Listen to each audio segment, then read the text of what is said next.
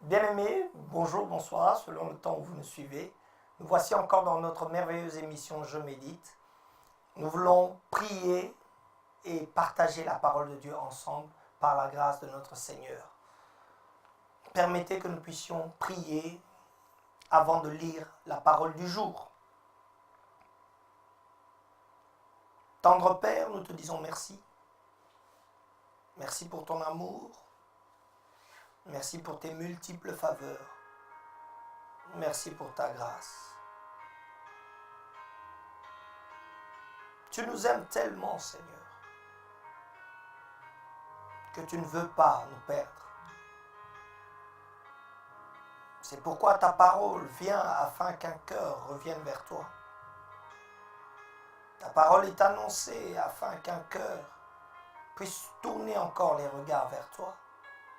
Afin que quelqu'un qui était abattu puisse être relevé. Afin qu'un cœur attristé puisse être dans la joie. Seigneur, merci. Merci pour ton amour. Merci encore pour ton esprit qui vient régner pendant tout ce temps. Que rien ne puisse interférer, et cela au nom de Jésus-Christ. Merci pour toutes choses. L'honneur et la gloire te sont rendus en ce temps. Où que cette émission soit suivie, l'honneur est à toi. Au nom de Jésus-Christ. Amen. Voilà, la parole du jour aujourd'hui est située dans le livre de 2 Philippiens.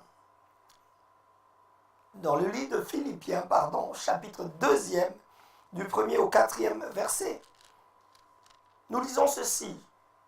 Si donc il y a quelque consolation en Christ, s'il y a quelque soulagement dans l'amour, s'il y a quelque communion d'esprit, s'il y a quelque compassion et quelque miséricorde, rendez ma joie parfaite, ayant un même sentiment, un même amour, une même âme, une même pensée. Ne faites rien par esprit de parti ou par vaine gloire, mais que l'humilité vous fasse regarder les autres comme étant au-dessus de vous-même. Que chacun de vous, au lieu de considérer ses propres intérêts, considère aussi ceux des autres. Parole du Seigneur. Bien-aimé, cette portion d'écriture me fait voir personnellement l'unicité qu'avait un peuple pour bâtir une tour. Mais cette tour avait pour but d'atteindre Dieu. Et Dieu, ayant vu cette unicité, ayant vu ce même langage, ayant vu cette cohésion, va simplement semer la différence de langage. L'apôtre Paul est en train d'exhorter le peuple des Philippiens à rendre sa joie parfaite. C'est-à-dire le travail qu'il a abattu, le travail qu'il a accompli. Il dit, si vous y trouvez une quelconque consolation, si vous y trouvez un quelconque soulagement dans l'amour, si vous y trouvez ne fût-ce qu'une petite communion d'esprit, s'il y a quelque compassion, quelque miséricorde, commencez à faire ceci. Mon frère, ma soeur, si tu as eu l'occasion de dire un jour que Jésus-Christ est Seigneur, que Dieu est bon, Dieu est grand, ne dis jamais que Dieu ne t'entend pas, que Dieu n'est plus là. Si tu as pu trouver consolation en Christ, Mais pourquoi ne pas t'unir? Pourquoi ne pas être un même esprit? Pourquoi?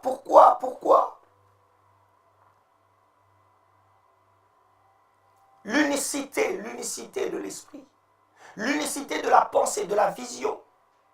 Vous êtes un peuple que Dieu a choisi afin que vous soyez préparés au retour de Jésus-Christ. Oui, je parle d'abord à Maranatha. Oui, je parle à l'église corps du Christ. Vous êtes des hommes et des femmes que Dieu a choisis afin que vous fassiez partie d'un même corps qu'est l'église corps du Christ.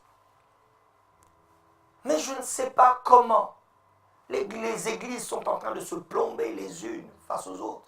Je ne sais pas comment les familles faisant partie d'une même communauté sont en train de se chamailler, sont en train d'être dans la zizanie. Il est temps que l'esprit d'unicité soit. Nous faisons partie d'un même corps, le corps du Christ. Comment le doigt peut-il être tranquille si le pied a mal? Quand nous faisons partie d'un même corps, nous sommes reliés d'une certaine manière. Ce n'est pas le temps de faire la guerre les uns contre les autres. C'est le temps d'arracher du royaume de l'ennemi les hommes et les femmes et de les ramener à Christ. Ne faites rien par esprit de parti. Aujourd'hui, nous nous séparons pour un oui ou pour un non. Aujourd'hui, je quitte l'église simplement parce que le pasteur ne m'a pas salué. Bien-aimé dans le Seigneur, je pense que tu fais fausse route. Si tu penses que tu es en train de créer un autre mouvement, non, tu es simplement en train de te séparer du corps du Christ. Parce que le corps du Christ est un, l'église est une, bien-aimé, où il y a un même esprit, tous ceux qui recherchent la gloire de notre Seigneur Jésus-Christ et tous ceux qui sont préparés à son avènement. Je pense qu'il est temps qu'un cœur se tourne réellement vers Jésus. Ne faites rien par esprit de parti ou par vaine gloire. C'est-à-dire qu'il y a d'autres gloires qui sont bonnes, mais il y a certaines gloires qui sont vaines. Si tu penses qu'on doit t'acclamer, moi je pense que nous devons acclamer Jésus. Mais que l'humilité vous fasse regarder. Bien aimé, ce problème d'humilité, je ne sais pas si la fierté est imbue dans la personne, dans l'être humain. Je ne sais pas. Comment nous n'arrivons pas à accepter l'autre avec ses qualités? Comment nous n'arrivons pas à regarder l'autre comme connaissant alors que nous ne connaissons rien? Mais dans toute chose, nous voulons être ceux-là qui savent, non pas ceux-là qui apprennent. Bien-aimé, tu dois être celui qui apprend. Avant de savoir, tu devras apprendre. Parce que si tu n'apprends pas, tu ne sauras jamais. Mais où sont ces serviteurs qui sont prêts à voir dans la réussite de l'autre une occasion de grandir? Dans la réussite de l'autre, une occasion de regarder. Dans la réussite de l'autre, une occasion d'apprendre. Dans la réussite de l'autre, une occasion de recherche. Ça n'existe plus. Si l'autre réussit, je me battrai pour réussir. Mais je n'apprendrai pas. Bien-aimé, tu peux apprendre. Tu peux apprendre de la réussite de l'autre. Tu peux apprendre aussi de la défaite de l'autre. Gardons un même esprit. Recherchons tous ensemble la gloire de notre Seigneur Jésus-Christ. Battons-nous afin que le royaume des ténèbres soit appauvri et que le royaume de Dieu soit enrichi d'âme et de cœur. Que chacun de vous, au lieu de considérer ses propres intérêts, considère aussi celui des autres. Bien-aimés, ceux qui nous entourent ont aussi des besoins. Mais nous sommes toujours moi. Le moi est en train de te tuer. C'est pour ça que je veux prier. Afin que tu sois un élément que Dieu peut utiliser pour les autres. Afin que tu aies ce même esprit qui a animé Jésus-Christ. Afin que tu sois celui qui peut rassembler et non celui qui peut diviser. Afin que ton souci premier soit d'abord le royaume. Afin que ton souci premier soit d'abord l'église corps du Christ, l'épouse véritable que Dieu, que Jésus viendra enlever. Maranatha, Jésus revient. Es-tu prêt?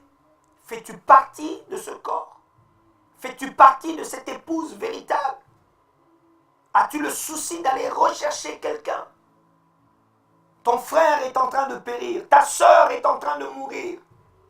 Non pas physiquement, mais son esprit est en train de se perdre. Est-ce que tu te bats pour elle ou tu veux simplement sauver ta peau? La Bible déclare que celui qui cherchera à vivre mourra, mais celui qui mourra vivra. Je voudrais prier. Tendre Père, je te dis merci. Parce que je sais, Seigneur Dieu de grâce, parce que je sais, Père, je le sais profondément dans mon cœur, que tu ne veux la mort d'aucun. Que tu désires même que le méchant soit sauvé. Qu'il se répande et qu'il change de voie, qu'il revienne à toi. Seigneur, je prie pour que l'humilité soit semée dans les cœurs. Je prie afin que les divisions ne soient plus, Père, au nom de Jésus-Christ. Je prie afin que des cœurs soient rassemblés, Seigneur. Seigneur, dans les communautés ecclésiastiques, ramène le même langage. Si tu as pu éparpiller ceux de la tour de Babel en les confondant dans leur langage, Seigneur, je sais, par ton esprit, tu es capable de ramener ce peuple dans un même cœur. Oui, dans les différents travaux, oui, dans les différentes recherches, Seigneur, rassemble ton peuple au nom de Jésus-Christ. Père, je prie pour la brebis galeuse. Je prie pour la brebis égarée. Je prie pour la brebis qui est tombée au fond du trou. Seigneur, tu es le Dieu de miracles. Tu es celui qui relève les hommes. Tu es celui qui relève les cœurs. Tu es celui qui pense réellement les cœurs, Seigneur Dieu de grâce. Qu'un cœur blessé puisse retrouver sa place dans ta communauté. Qu'une famille disloquée puisse être réunie au nom de Jésus-Christ. Seigneur, je prie pour ce frère, je prie pour cette sœur, qui est l'élément que tu veux utiliser afin que l'union soit encore. Je prie encore pour mon frère afin que l'humilité soit le partage de son cœur. Je prie pour ma sœur afin qu'elle puisse accepter d'apprendre. Même les enfants ne veulent plus apprendre de leurs parents. Père, je prie, Seigneur, afin que cet esprit d'humilité remplisse ta communauté, Maranatha, au nom de Jésus-Christ. Je prie pour les enfants, qu'ils écoutent leurs parents.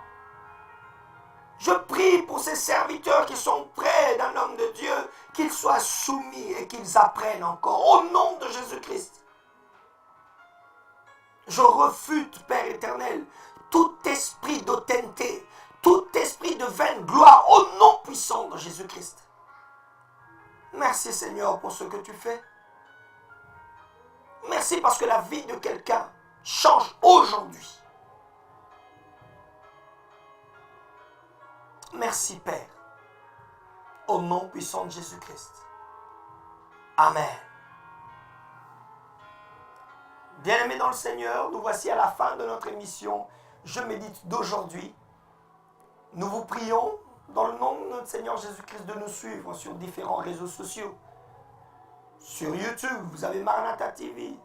Sur le boîtier Orao Télécom, vous avez Maranatha Télévision, chaîne 142. Vous avez la radio web sur www.maranathatv.fr et sur différents réseaux sociaux, Instagram, Facebook et tout le reste.